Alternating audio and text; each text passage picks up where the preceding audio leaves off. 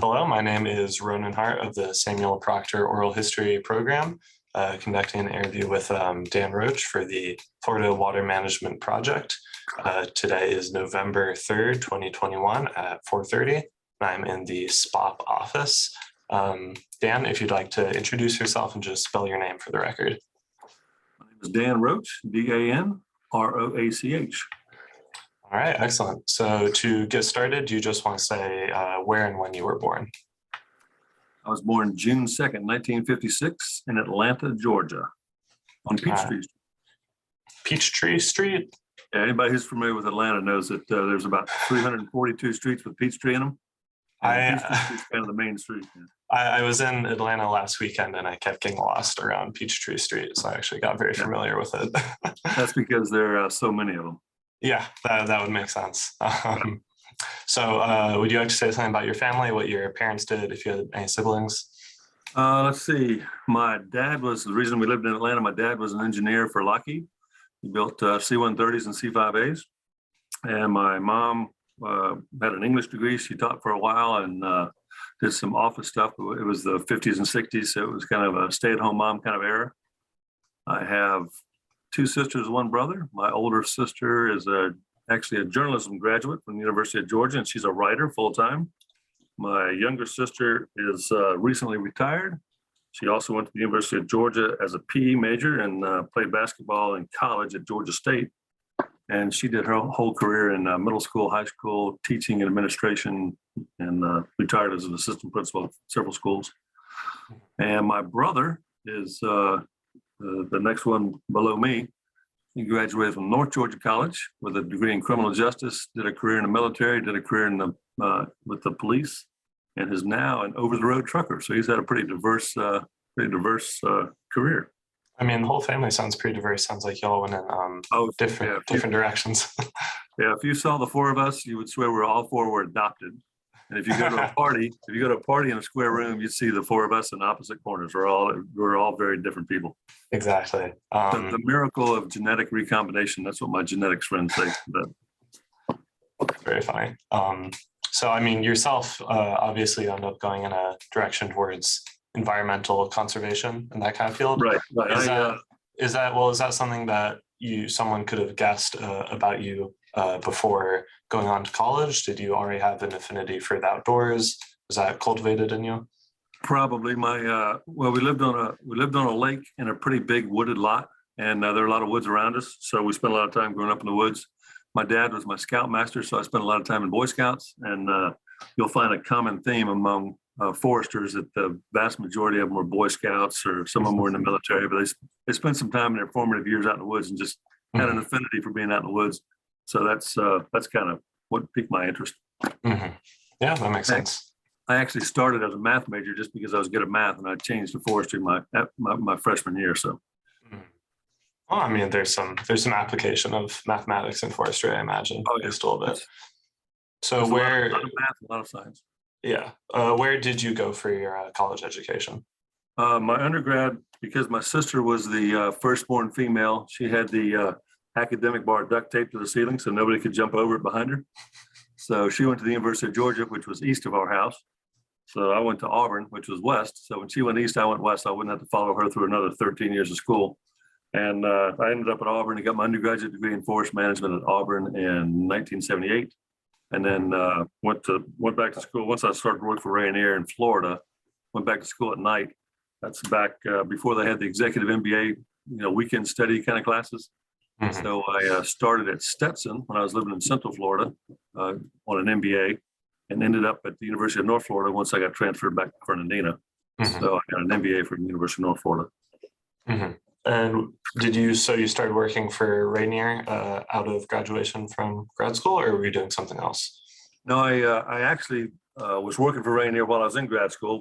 They have a tuition reimbursement program, so they encourage people with technical or forestry or science related degrees to get degrees in business, graduate degrees in business. And if you had a degree in business, they encourage you to do something a little more technical, so kind of round you out a little bit. So I started with them right out of undergrad, and my second job was in Central Florida. That's how I ended up at Stetson, and then got another couple of jobs after that, moved back to Fernandina, and I just transferred from Stetson to UNF. But that was all at night. I actually, without having undergraduate business credits, I had like 2 courses in business when I graduated with undergrad. It took 7 years going to school at night to get an MBA. Wow. You can do it now in about 12, 16 months if you work hard. But So, I mean, that's kind of the thing that necessitated the college weekend studies. All these professional folks, I don't have 7 years to devote to this. I'm just not going. So yeah, you're working. yeah, it's kind of like what do you do in a pandemic? You get on Zoom. You got to adapt to the environment. Exactly. So what kind of work did they have you doing at that point? Well, when I first got out of school, I hired on as a technical forester. And this was, you got to remember, this was the 70s. So personal computers hadn't been invented yet. Geographic information systems hadn't been invented yet. Global positioning systems didn't exist. So we were drawing maps. We basically drew maps from hand on Mylar with pencils that wrote on Mylar. And whenever you would harvest a stand or thin a stand or do something different to a stand, you'd have to update the map. And that went into a big database. This was back in the old Fortran era when they had mainframe system computers like IBM System 36, like a big old mainframe that's like this big as a double bed that's 8 feet tall.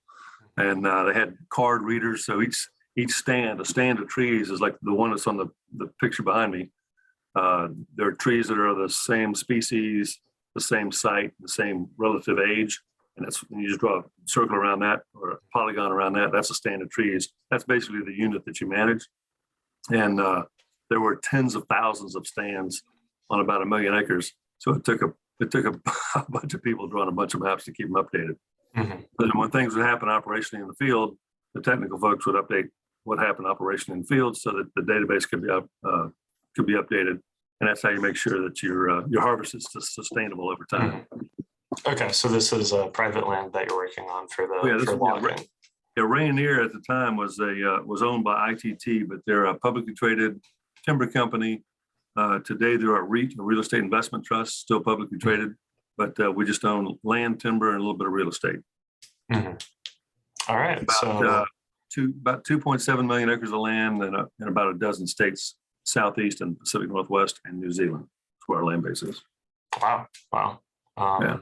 So how'd you go from that to the St. Johns County Water Management Board of Directors? Is there a lot in between? I don't really know the time frame. Yeah, there was a lot in between. I served on the board of St. John's from 93 to 2001. I started with Rainier in 79. So I'd had probably 5 or 6 jobs with Rainier, technical forester, district forester, had a job manager of taxes, which I knew little to nothing about, but I learned a lot in the several years that I managed taxes. Did business development, which was basically anything that you could do to generate revenue from land that has nothing to do with trees. So we got into cell towers, the stuff we do now, wind turbines, cell towers, carbon solar farms, anything, hunting leases, conservation easements, anything that you can think of. So did that for a while. Career kind of progressed. And there was a guy that I knew that worked at Amelia Island Plantation. He was from Central Georgia. And he told me one time that he always wanted to be a forester, but he couldn't afford his lifestyle being a forester. So he got into real estate. And so he was kind of a real estate guy. And he was on the St. John's Water Management District Board before me. And did things like he bought a golf course and then sold it to the state to make a park out of it. So he had a pretty high environmental ethic. And you can only do 2 terms at the Water Management District. So he pulled me out to the side, took me to lunch one day and said, you and I think alike, and we need somebody from Nassau, Baker, or Northern Duval County to fill the seat. What would you think about doing it? And talked to my boss, and he said, it's public service. You're not getting paid, but it's a way to, make the world a better place. So I did it. And enjoyed the first term so much to the second term and ended up as the chairman. When you say he said you thought alike, what did that mean in terms of your philosophy towards conservation? Yeah. He was what I would refer to as a rational conservationist. He knows that the state of Florida could not operate with 100% of the land in public ownership. He was a fan of conservation easements more than fee simple acquisitions by the state. He knew that the state was getting to the point where they're going to get a little pushback from county commissioners about taking land off the tax rolls and turning it into a park. So he understood business. He was a businessman. He understood business well enough to know that it can't all be conserved, but there's some special places that need to be conserved for our kids and grandkids. Mm-hmm. And you would say that you fall into that same kind of archetype? Yeah. Well, without companies like Rainier or Weyerhaeuser or some of these folks that are making a living on the land, ag guys, cattle people, citrus. Without those guys, we'd have a whole lot of condos from sea to shining sea, and true. we wouldn't sequester a whole lot of carbon with condos. And nothing to eat. Yeah, nothing to eat, or we buy it from somebody else. Mm-hmm. Yeah, doing these interviews, I'm seeing that people have, in this field, people do have different ways of looking at it. Some people take more, I don't know how to say it other than sort of a hippie kind of environmentalist approach. Yeah. Did you encounter much friction and differences of philosophies that people had on the governing board, for instance? I would say we had healthy discord. There were nine people on the board, and we spanned the political spectrum. Matter of fact, when I was on the board, I was appointed by a Democratic governor, Lawton Childs, who died in office, and I considered changing my party in my second term. And at the time, the governorship changed from Democratic to Republican, and I said, Lawton appointed me. I was a Democrat. He was a Democrat. He died in office. I'm gonna stay a Democrat. And so when the governorship changes, the appointees have a tendency to change with that party. And I was the chairman when there were 5 Democrats and 4 Republicans, and then the governor's house switched over and went from 5-4 heavy to Democrats to 5-4 heavy to Republicans. And hopefully because I was more of a centrist, I was reelected as chairman as a member of the minority party. But we had the spectrum from here to there and everything in between. But that's kind of a microcosm of America, and that's why you usually don't have crazy decisions. That's kind of what's happening in Congress right now. You don't have crazy decisions. We're talking about 3.5 trillion. Now we're at 1.7 trillion. It has a tendency to moderate because you've got political opinions on both sides. Mm-hmm. Yeah, I talked to Henry Dean on Monday. Oh, yeah. And he had a lot to say about that kind of role of compromise, and compromise in that you make everyone equally upset, and that's how you kind of know you did it right. So is that something that you had to kind of learn on the fly on the governing board? Because it doesn't sound like you have much of political background, that kind of like negotiation. No, I've never run for political office, never been interested in political office. Did a lot of negotiation in my job, but I probably learned more in 8 years at the Water Management District than I did in 16 years in business. Mm-hmm. It's just about how to get things done and how to compromise and how to respect other people's opinions and understand that this person's coming from this point of view and this person's coming from a different point of view. As a chairman, you kind of act as a moderator anyways. You don't get into the debate as deeply as you'd like to, because you have to kind of keep everybody calm.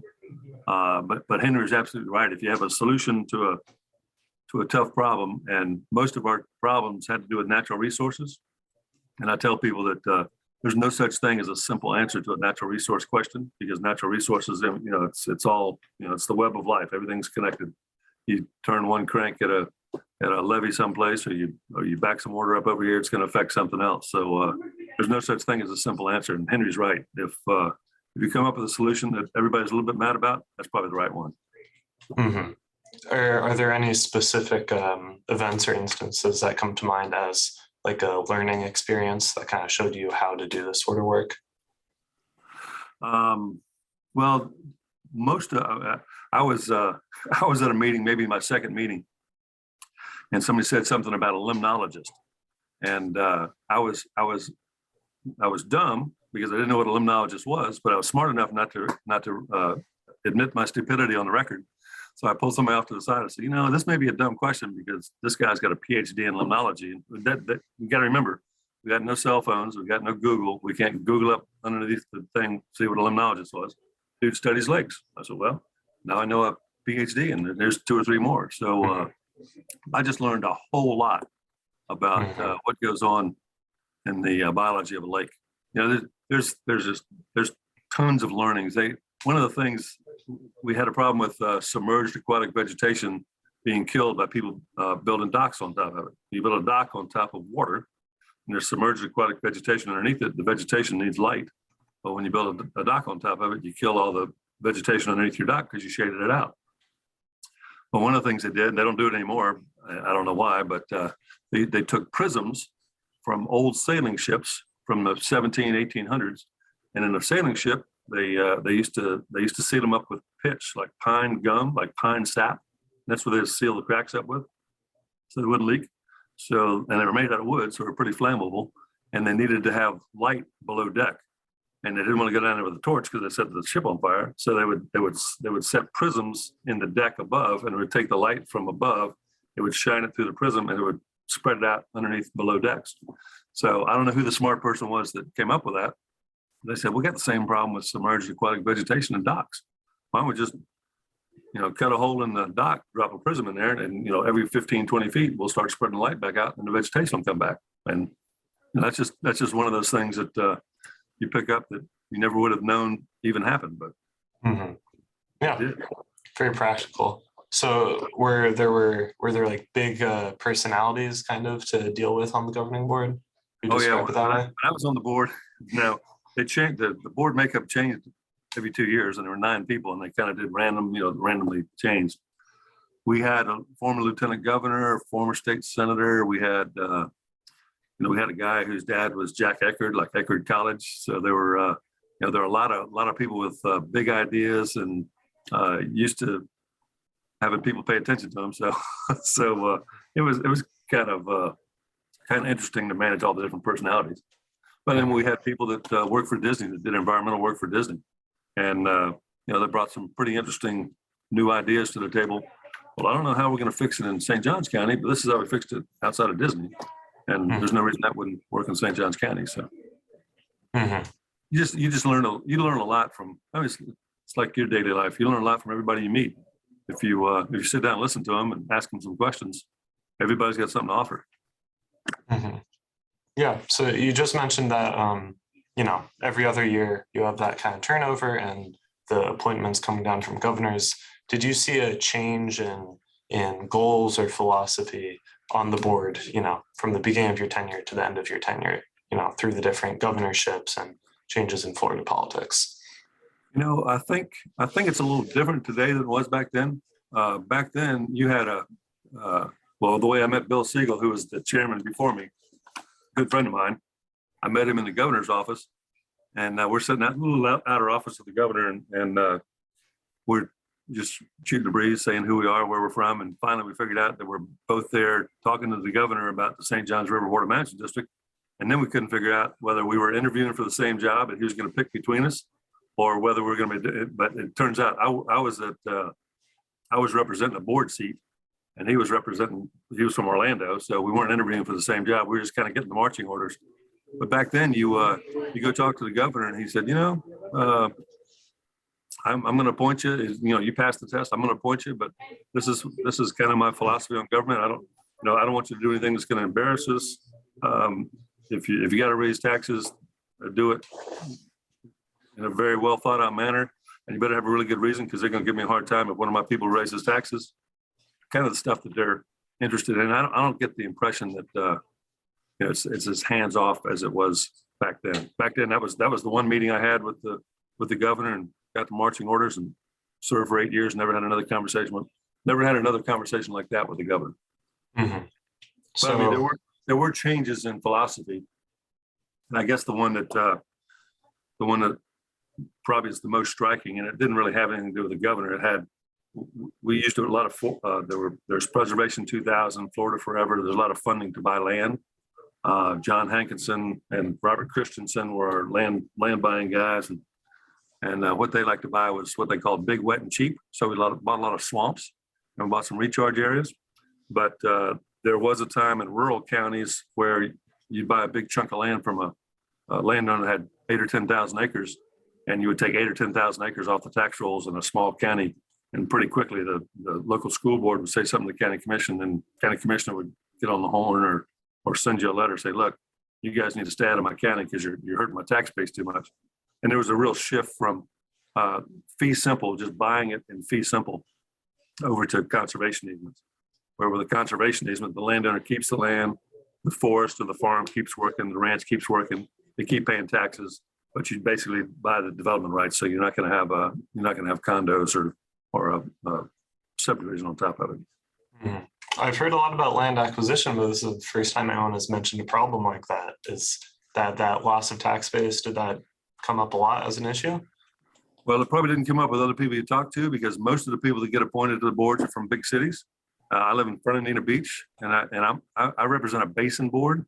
So my basin is Nassau County, the county seat's Fernandina, Baker County, county seat's McClenny, and just the northern fringe of Duval County, which is the most rural part of Duval County. And I actually got a letter when I was on the land acquisition management committee, and maybe I was the chairman or vice chairman at the time, but I got a letter signed by all 5 Nassau County commissioners and all 5 Baker County commissioners when we bought a piece of land on the St. Mary's River, which actually is now Ralph Simmons State Forest. Ralph Simmons is the guy I was telling you about that I got on the board after. When we bought Ralph Simmons State Forest, and it basically said, we unanimously support the idea that you guys don't need to buy any more land in Nassau or Baker County. And I had that much of Duval County. So I kind of had the minority opinion from the county commissioners, but it's really a rural issue. If you buy 1,000 acres in western Duval County, the tax base in western Duval County is nothing to write home about. The tax base is in downtown Jacksonville or Orlando. You can buy land in Orange County. The tax base is in Orlando. You're not going to move the needle on funding for schools by buying 1,000 acres in Orange County. Mm-hmm. But you will in Nassau and Baker.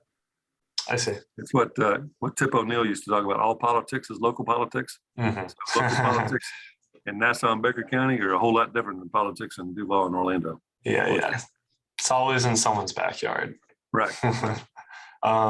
So of what you did on the governor's board, is there anything that you would look to as biggest success that you had, something that you're most proud of looking back?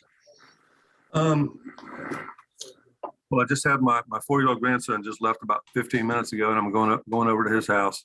My son and daughter are native Floridians. My 2 grandsons, 4 and 2, are native Floridians. And I wouldn't say any one particular purchase, but the land acquisition projects that we did over the 8 years I was there are probably the thing I'm most proud of. There's and conservation easements. There's going to be land with working forests. There's going to be land with working cattle ranches that are going to be here in perpetuity, and there won't be any development on them. And those kids will be able to go out there and run around and hunt deer or watch birds or ride their ATV or whatever they want to do. So it's in a state like Florida with 22 million people. Mm-hmm. Just having land that people can recreate on is extraordinarily valuable. Mm-hmm. Yeah, I grew up in St. Johns County. I think I kind of took that for granted. It's only it's only recently I think I realized how much, not everyone has that much nature that easily accessible. Well, St. Johns County is a lot like Nassau County. The eastern side of St. Johns County is St. Augustine Beach, and it's all fun and folks coming, ecotourism, and all kind of cool stuff. In the western St. Johns County, you got cabbage, potatoes, and pine trees. Mm-hmm. That's kind of how east and west is here. So you can get, and basically the coast is just moving inland. So it's just little by little eating up that those working lands. Mm-hmm. Mm-hmm.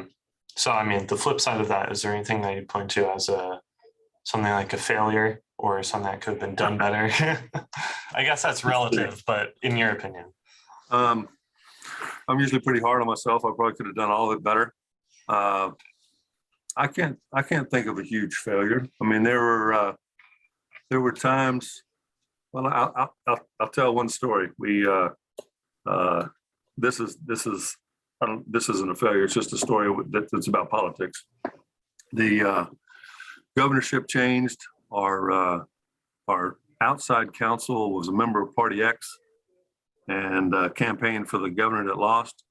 And one of our board members played golf with him one day and told him, he said, we're playing golf on Sunday. On Tuesday, I'm going to make a motion at the Water Management District to fire you. And he says, why is that? I says, well, there's winners and losers in politics. Your guy didn't win, so we're gonna get a guy that does your job, but he's gonna be a member of a different party. And then, didn't, in my mind, didn't have my relationship with my doctor and my lawyer and my priest are very personal relationships, and I don't change them very often. I trust those folks.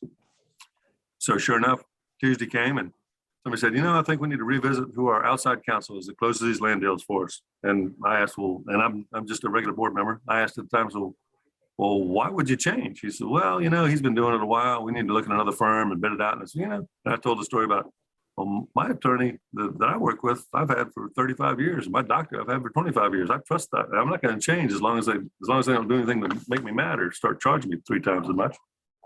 What's the problem with his performance? Nothing wrong with his performance. Just time to find a new one. And I didn't get the code that we're firing this guy because he's a member of Party X, not Party Y. And I think if you look at the board vote, it was 8-1, and I was the one dissenting vote. And I said, I was just clueless. I didn't know. Everybody else kind of figured it out. I didn't figure it out. I'm the cracker from Nassau, Baker County. And at the time, we were having 2-day meetings, and we'd spend the night on Tuesday night, so we'd have to be there for the second meeting Wednesday night. Well, that particular night, my son had a Little League baseball game, and he was going to pitch. And I said, well, you guys, and I didn't get upset on the record. I didn't call anybody names, but I voted against the motion to fire Council A and hire Council B. And I said, I'm going home. I'm not going to stay here tonight. Went home, watched my kid play baseball. Went out to Taco Bell after, and it was the first time he'd ever pitched. It was an all-star game, first time he'd ever pitched. So I said, man, you did a great job. We were nervous about him pitching for the first time against all-stars. And so let's go out to dinner. So we went out to dinner at Taco Bell, and he's sitting across from me. And I was telling the story of why I came home. I came home to watch my kid play baseball, but I came home because I didn't want to be around those water management district people. And told the story I just told you. And my son is sitting there with his Little League uniform on. He's got an American flag patch on one shoulder, and he's got the Little League patch on the other shoulder, and he's dressed in red, white, and blue. And he asked me, he said, well, Dad, if you fire somebody because they're a member of Party X, he's maybe 10 years old. What's the difference between that and firing somebody because they're black? And I said, I could have used you at the meeting. So, I guess that was probably my low point in 8 years. Mm-hmm. Yeah, as low points go, it's not awful. Sounds like nobody threw any chairs, right? We stayed simple. Yeah. Mm-hmm. Yeah, ordered discord. So of the kind of policies or regulations or programs or what have you that you saw go through in your time, is there anything that you'd point to as particularly innovative, something that was kind of on the cutting edge of conservation at that time? Oh, I would say TMDLs, total maximum daily loads, that's innovative. MFLs, minimum flows and levels for lakes and springs and those kind of things. They're using those today to make sure that springs don't dry up. That's pretty innovative. That's pretty cutting edge. Can you give layman's definitions for those two? So MFLs, minimum flows and levels. So there's a lake. There's a lake that may have. There's plenty of lakes that aren't in peril of anything. They're just out in the woods and everybody's happy. But there's some lakes that they get too low at certain times. They get too high at certain times. So minimum flows and levels. The levels have to do with where the lake is, and it's good for a lake to go up and down because you don't want to have a lake that has the same, the littoral zone around the edges of it are where a lot of the biology happens. But there's a range of, it shouldn't be higher than this and it shouldn't be lower than that. If it gets higher or lower than that, then something's going to happen environmentally and it's going to be negative. So you adopt for Lake X, it should be between this level and that level. And if it goes between this level and that level, if it gets lower than that, we're going to stop giving people consumptive use permits because that may be causing a drawdown. The same deal with flows. There's a spring that's coming out of the ground at X number of cubic feet per second. There's a minimum amount of spring flow, and below that minimum amount of spring flow, then we're using too much water that's sucking water out of the aquifer, and it's hurting the health of the spring. So that's kind of the MFLs. TMDLs are total maximum daily loads. If there's a there's a watershed, a basin that has 15 different kinds of land uses in it, and there's an outflow of that basin. They all have outflows. So that watershed goes down to a stream. If there's a pollutant in that stream, usually nitrogen or phosphorus, that exceeds a certain level, then you have to go look at that whole watershed and say, well, what's the source of this source of nitrogen? That's what the blue-green algae stuff is all about. What's the source of this nitrogen? Is it septic tanks? Is it something else? And then you kind of, you determine of all the ownerships in that basin, what's the total maximum daily load you can put into that stream without exceeding whatever's good or bad for the environment. Mm-hmm. You sound like a limnologist. Well, you hang around with them and you start picking up the lingo. Yeah, And that's not something that the Water Management System did. That's something basically that FDEP did, but we were very involved. Mm-hmm. It's just as important when it comes to consumptive use permits. You have to protect folks they call existing legal users. So there are people here that were, they had wells in their backyard, or they had wells that they were using for some kind of process at their farm or some kind of process business-wise. You come in and put a big well in between those two wells, and you draw their well down. That's not something you can do, because you have to protect the people that were there first, the existing legal users. So we did a lot of work for that too. Mm-hmm. If you look at other states in the United States, there are very few of them that have stormwater management systems like we do for subdivisions. The whole retention pond thing. Go to Georgia, you don't see retention ponds like that. There are many states that we're light years ahead of them when it comes to collecting all the runoff from rooftops and driveways. And that's not something we did. It's just something that we made sure it happened while it was on our watch. Mm-hmm. I mean, we have a lot of water. We got to manage it somehow with all of that. So is there anything else that you'd want to say regarding, managing stakeholder interests? You're kind of given the rundown of all the different farmers and ranchers and developers, condos versus the government, and then just the homeowners. What is it like to kind of manage all of those different stakeholders? Well, one thing that helps is there's a fairly well evolved set of rules, and developers understand what the rules are. The environmental community understands what the rules are. And really, if it's a black and white thing, you're not going to have a whole lot of conversation. Developer knows he's not going to develop 10 acres of land with 10 lots and not have a couple of stormwater management system and a way to collect all the stormwater off those rooftops and driveways, and it's going to be treated in a treatment pond. He knows that's going to happen, so he plans for that. I guess you spend a lot of time in the gray areas.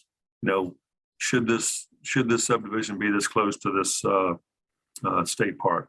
Or that's kind of a planning and zoning kind of issue. We had a lot of planning and zoning, not in my backyard kind of stuff come to the district, and it wasn't our job to decide whether that subdivision should be there or not. It was our job to make sure that the stormwater that ran off the subdivision didn't impact existing legal users, didn't flow off downstream and pollute something, or didn't flood your neighbor. So we got into a lot of that. Mm-hmm. I've heard of other people involved in water management, somehow getting dragged into lawsuits. Did you have to deal with any kind of legal action like that? We had one of them that came to mind. Lake Apopka. You familiar with Lake Apopka? Yeah, I've heard a bit about that. Is this the bird disaster? Right. This is the bird disaster. Yeah. So Lake Apopka, there was something that was in the soil, and we had some birds that died, and U.S. Fish and Wildlife Service was on us, and there aren't a whole lot of civil penalties to violating the Endangered Species Act. It's one of those deals where they want to put somebody in handcuffs and send them to prison. So that was a little tenuous. But that's part of what happens when you buy land. You do an environmental audit and you think you found everything there is to find, and you didn't find it all. So that's basically what that was about.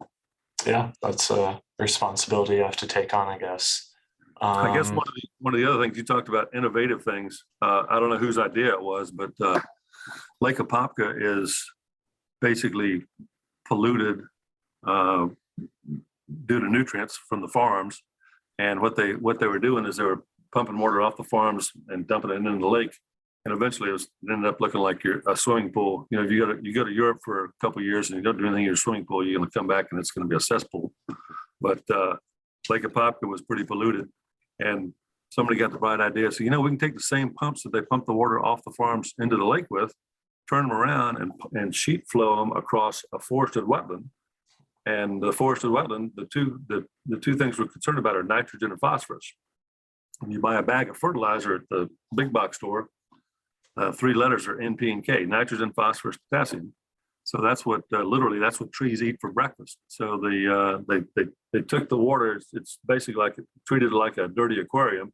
Turn the pumps around, instead of pumping bad water into the lake, they pumped bad water out of the lake, sheet floated across these cells that were forested wetlands, and the trees sucked up all the nitrogen and phosphorus, and then discharged it into Camps Creek Canal, and it was basically clear. So you had an aquarium filter, but the aquarium filter just happened to be plants. So I tell people that trees aren't always the answer, but they're the answer 95% of the time. Yeah, I'm always very impressed by these kinds of large scale. It's almost like an engineering project, but it's really nature that's doing the engineering. Right. It's they talk about engineering projects being gray infrastructure, and I talk about forests being green infrastructure, and this is a combination of green and gray infrastructure. Those cells had to be engineered because there were dikes and there was flow that went one way and the flow that went another way, so they were engineered. But the thing that did all the work were the plants, were the trees. That's how the city of Orlando treats a lot of their treated wastewater. They sheet flow it across wetlands, and the trees take up the rest of the nitrogen and phosphorus. That's the hardest thing to get out. A few minutes ago, you were talking about St. Johns County. You mentioned the tide coming and the ocean rise, things related to climate change. I imagine that wasn't maybe super relevant in your time on the board, but how do you see that affecting water management and people who have to do the job you were doing going into the future? Well, I don't know enough to discuss it intelligently, but I'll tell you what I think. It wasn't an issue when we were there, because I got off the board in 2001. So we really haven't started talking about climate change and sea level rise really, except maybe the last 5 years. But one of the things you run into with the water management district is saltwater intrusion. So if you're trying to give public water supply and it can't be that salty, you got to imagine that if the sea level is at X and it's going to be at X plus whatever it is, it's going to exacerbate the saltwater intrusion problem with freshwater ground wells. So I would think that would be a problem. You know, they've got instances down in the Everglades. This is South Florida Water Management District, but they've got instances in the Everglades where there's salt water bumping up against floodgates that it's never bumped up against before. So just think about how flat the Everglades is, and most of Florida. I mean, the highest point above sea level is like 345 feet. So there's a whole lot of flat ground around the coast. So it's gonna cause a lot of problems. I don't know what the solution is. I think it probably has something to do with trees, because we're sequestering carbon. People forget their middle school biology, that when a tree breathes, it sucks in carbon dioxide and it puts out oxygen. So it does the exact opposite we do. And a couple of trees gives you enough oxygen. A couple of trees like the ones in the background gives you enough oxygen for a person to breathe for a year. So there's got to be some solution relative to trees. Carbon capture technology that people are always talking about. Yeah. Oh yeah, there's mechanical gray infrastructure carbon capture technology, and it's pretty expensive. And there's green carbon capture technology. Yeah. And we're doing as much as we can do, but there's more that can be done. So this has pretty much covered all the big points that I wanted to hit on in this conversation, but I do want to give you a chance if any other anecdotes or stories from your time, wacky stuff out in the field or strange characters that you run into in that line of work come to mind that you want to put into the historical record. Now's your chance. Wacky stuff in the field. A couple of funny stories. We were on a weir. I think it was at Payne's Prairie, and it was in the shape of a rectangle. We're walking down. It's basically an elevated concrete wall that holds water back. And we're walking down the concrete wall and kind of follow the leader kind of a thing. And somebody, this wasn't a board member, but it's one of the staff members. Somebody was talking to somebody over their shoulder, and when it came time to make the 90-degree turn to the left, she just kept walking. And so we didn't have to do CPR or mouth to mouth or anything, but it's kind of funny to watch that happen. Let's see. I don't know a whole lot of don't know a whole lot of good stories. I spent one of my anniversaries at a muck farm. That was kind of cool. I don't know, it just happened to be my anniversary, and we had a field trip to a muck farm, and it was an overnight deal. So we're staying in these little, I don't know, they're like 200 square foot little cabins. And I told my wife, I said, I got to go do my water management district thing. And if you want to go down there and see what a muck farm's all about, she goes, I don't even know what a muck farm is. So I was pretty much given hell for taking my wife on an anniversary date to a muck farm, but she's forgiven me. Mm-hmm. I mean, I learned a lot. I mean, spent a little time in an airboat, spent a lot of time. I mean, we did a tour when you first got on the board. They took you on a helicopter, the 319 miles from the headwaters of the St. Johns River to where it outflows into the Atlantic Ocean. And it just happened to be on a day when there was a shuttle launch. So we were in a helicopter and pretty close to, you can get within 10 miles of where the shuttle launches. And our pilot, it was the first time I'd ever been on a helicopter. Our pilot gets on a little headset and she goes, hey, you guys want to watch the shuttle launch while we're doing this? I said, oh, well, of course we do.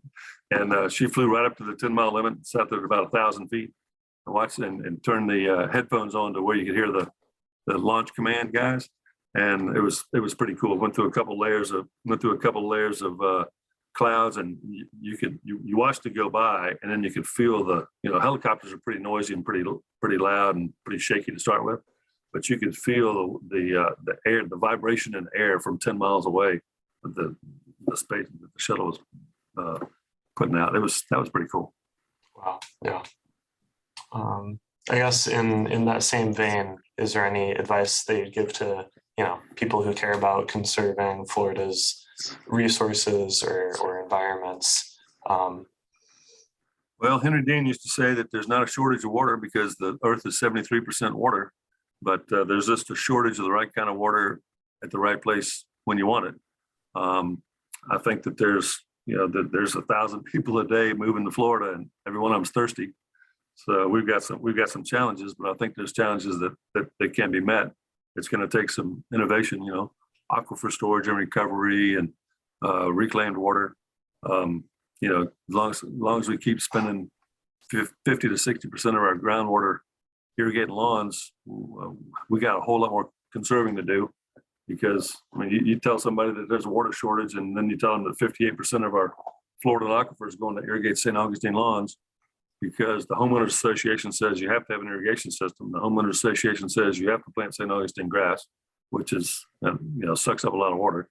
And if the grass gets a little bit brown, you get a letter from the homeowners association that says you need to water your grass more. We gotta figure something out there with reclaimed water, purple pipes, using something other than aquifer water to water our grass.